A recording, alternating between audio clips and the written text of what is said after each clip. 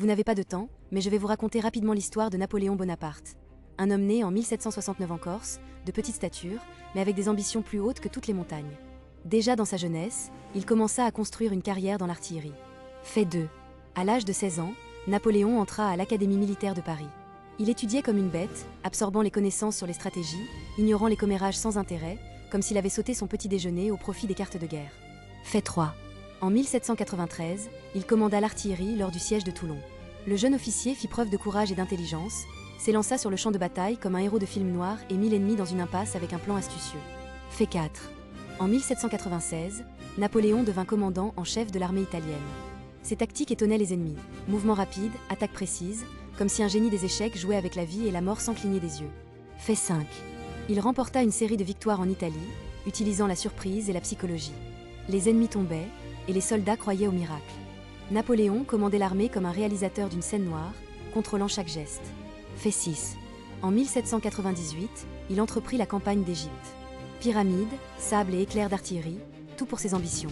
Napoléon utilisait la science et le mysticisme comme un stratège moderne utilise des drones. Fait 7. Il fonda des instituts de sciences et d'art en Égypte, créant des monuments au savoir parmi les troupes.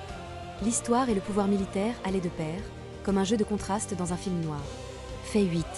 En 1799, Napoléon revint en France et réalisa un coup d'État. Le consulat s'ouvrit comme un rideau sur scène, et le jeune stratège devint pratiquement dictateur, jouant avec le destin de l'Europe sous tous les yeux. Fait 9. En 1804, il se couronna empereur. Perles et or brillaient, et Napoléon montra que le pouvoir n'est pas un cadeau, mais un acte de courage. Même l'Église joua le rôle de figurant dans son histoire. Fait 10. Il créa le Code Napoléon, un système de loi qui perdure depuis des siècles. Le cadre juridique devint sa seconde arme, plus précis que les canons, et détruisit le chaos de l'ancienne France. Fait 11.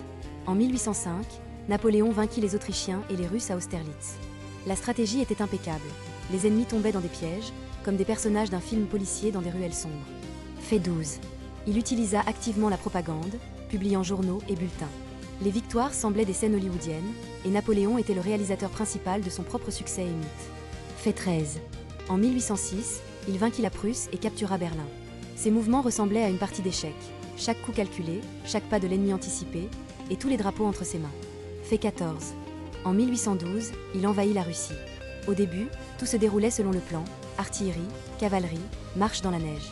Mais l'hiver et la tactique de guérilla rappelèrent que l'histoire aime les tournants inattendus. Fait 15. La grande armée fut réduite à des centaines de milliers, et Napoléon se retira. Il écrivait des lettres et analysait chaque défaite, comme un héros noir sous la pluie, réfléchissant au destin. Fait 16. En 1814, les Alliés entrèrent à Paris. Napoléon abdiqua et fut envoyé sur l'île d'Elbe. Même sa chute suivait une stratégie. Il planifia son retour comme dans un thriller criminel. Fait 17. En 1815, il retourna en France, commençant la période connue sous le nom des 100 jours.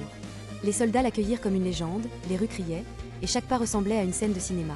Tension et drame à chaque coin de rue. Fait 18.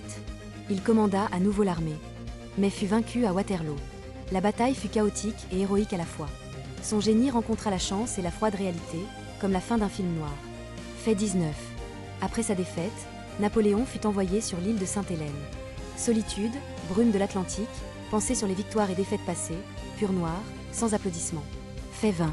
À Sainte-Hélène, il écrivit ses mémoires et analysa la vie. Stratégie, guerre, politique. Tout comme des brouillons pour un film. Le héros se remémore et tire des conclusions, sans pompe inutile. Fait 21. Napoléon mourut en 1821. Son corps sur l'île, pensée sur l'Europe et le destin des générations. Même la mort de l'empereur semblait la conclusion d'une scène noire parfaitement mise en scène. Fait 22. Son héritage ne comprend pas seulement les guerres, mais aussi les lois, les infrastructures et les réformes.